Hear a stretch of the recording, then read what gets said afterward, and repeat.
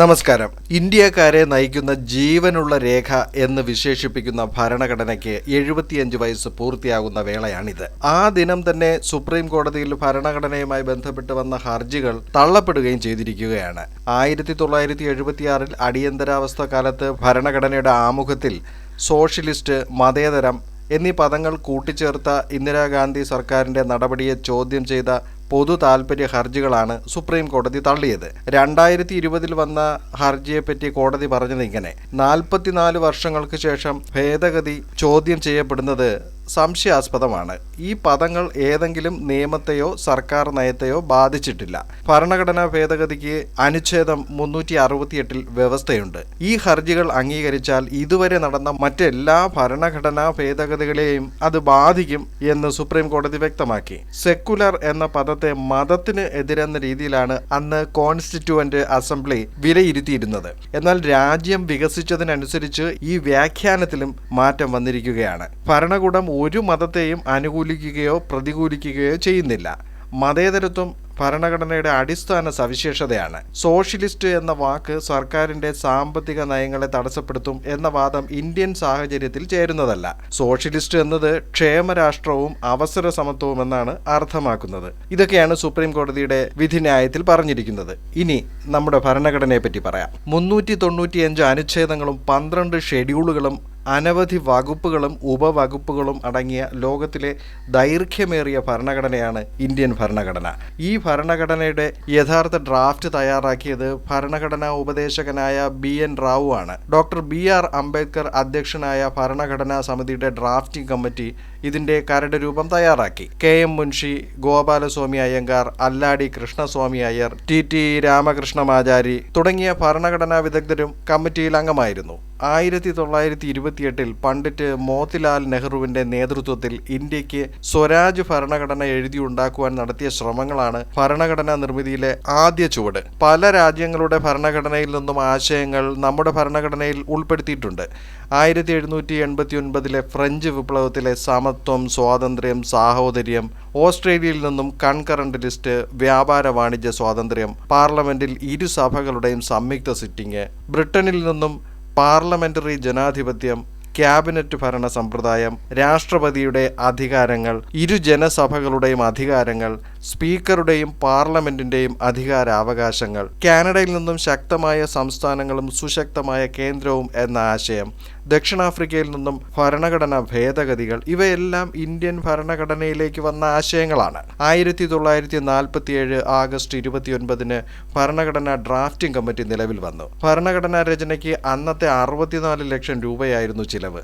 2 വർഷവും 11 മാസവും 18 ദിവസവും നീണ്ട യത്നത്തിന്റെ ഒടുവിൽ ഭരണഘടന ഇന്ത്യൻ ജനതയ്ക്ക് സമർപ്പിക്കപ്പെട്ടു. കാനഡ, അമേരിക്ക അടക്കമുള്ള രാജ്യങ്ങൾ സന്ദർശിച്ചും നിയമവിദഗ്ധരുമായി സംസാരിച്ചും BN റാവു കരട് ഭരണഘടന സമ്പന്നമാക്കി. ഭരണഘടനാ രചനയ്ക്ക് എനിക്ക് ലഭിക്കുന്ന പ്രശംസയുടെ ഒരു ഭാഗം BN റാവുവിന് ഉള്ളതാണ് എന്ന് കരട് അവതരിപ്പിച്ചുള്ള പ്രസംഗത്തിൽ അംബേദ്കർ പറഞ്ഞിരുന്നു. BN റാവു തയ്യാറാക്കിയ ഭരണഘടനയുടെ കരട് രൂപം ഡോക്ടർ BR അംബേദ്കറുടെ നേതൃത്വത്തിലുള്ള ഡ്രാഫ്റ്റിംഗ് കമ്മിറ്റി പരിശോധിച്ചു. 20ഓളം മാറ്റങ്ങൾ ഇതിൽ വരുത്തുകയുണ്ടായി.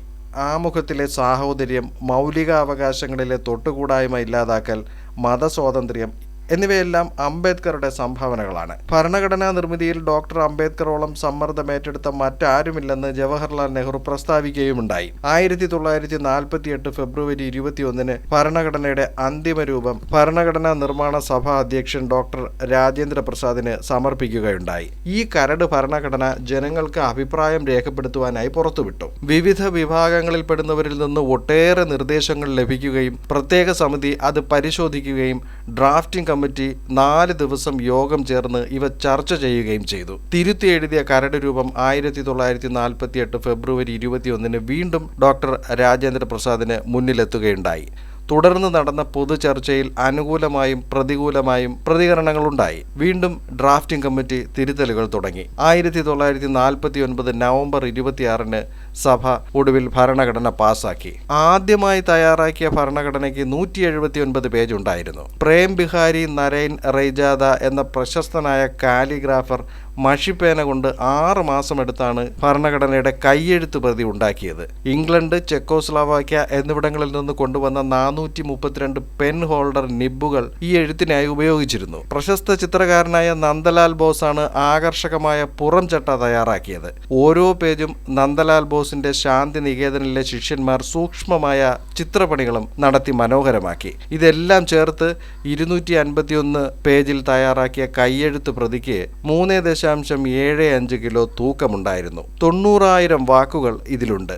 ഇംഗ്ലീഷിലും ഹിന്ദിയിലുമായി കൈയെഴുത്ത് പ്രതികൾ തയ്യാറാക്കിയിരുന്നു. പാർലമെന്റ് ലൈബ്രറിയിൽ ഹീലിയം നിറച്ച ബോക്സിനുള്ളിൽ ഇത് ഭദ്രമായി സൂക്ഷിക്കുകയാണ്. ഭരണഘടനാ നിർമ്മാണ സഭയിൽ 15 വനിതകളുണ്ടായിരുന്നു. അതിൽ 3 പേർ മലയാളികളായ അമ്മു സ്വാമിനാഥൻ, ദാക്ഷായണി വേലായുധൻ, ആനി മസ്ക്രിൻ എന്നിവരായിരുന്നു. ഭരണഘടനാ നിർമ്മാണ സഭയിൽ ആദ്യം 385 അംഗങ്ങളുണ്ടായിരുന്നു. ഡോക്ടർ രാജേന്ദ്ര പ്രസാദ് ആയിരുന്നു അധ്യക്ഷൻ. ഉത്ഭവത്തിലും ഉദ്ദേശ ലക്ഷ്യങ്ങളിലും ജനാധിപത്യ സ്വഭാവം കൊണ്ടാണ് ഇന്ത്യൻ ഭരണഘടന പ്രാധാന്യമർഹിക്കുന്നത്. സ്വാതന്ത്ര്യത്തിലും സമത്വത്തിലും സാഹോദര്യത്തിലും സ്വാഭിമാനത്തിലും തുല്യനീതിയിലും അധിഷ്ഠിതമായ മതനിരപേക്ഷ സോഷ്യലിസ്റ്റ് ജനാധിപത്യ ഫെഡറൽ റിപ്പബ്ലിക് രാഷ്ട്രമായി ഇന്ത്യയെ ഇന്നും കാത്തു സൂക്ഷിക്കുന്നത് ഈ ഭരണഘടനയാണ്. ഇന്ത്യയെ കാത്തിരിക്കുന്ന വിപത്തുകൾ മുൻകൂട്ടി കാണുവാൻ ദീർഘദർശിയായ ഡോക്ടർ അംബേദ്കറിന് അന്ന് കഴിഞ്ഞിരുന്നു. ജനാധിപത്യം ഇല്ലാതാക്കുവാനും സാഹോദര്യത്തിനുള്ള ശ്രമങ്ങൾ പരാജയപ്പെട്ട് സ്വാതന്ത്ര്യം നഷ്ടപ്പെടാനുമുള്ള സാധ്യതകൾ, രാജ്യത്തിന്റെ ജനാധിപത്യ സ്വഭാവം നിലനിർത്തുവാൻ രാഷ്ട്രീയത്തിൽ മാത്രമല്ല സാമൂഹിക സാമ്പത്തിക രംഗങ്ങളിലും ജനാധിപത്യം ഉറപ്പുവരുത്തണമെന്നും ഭരണഘടനാ നിർമ്മാണ സഭയുടെ അവസാന സമ്മേളനത്തിൽ ഡോക്ടർ അംബേദ്കർ പ്രസ്താവിക്കുകയുണ്ടായി. പല രാജ്യങ്ങളുടെയും ഭരണഘടനയ്ക്ക് പരമാവധി 17 വർഷമാണ് ശരാശരി ആയുസ് പ്രവചിക്കപ്പെട്ടിട്ടുള്ളത്.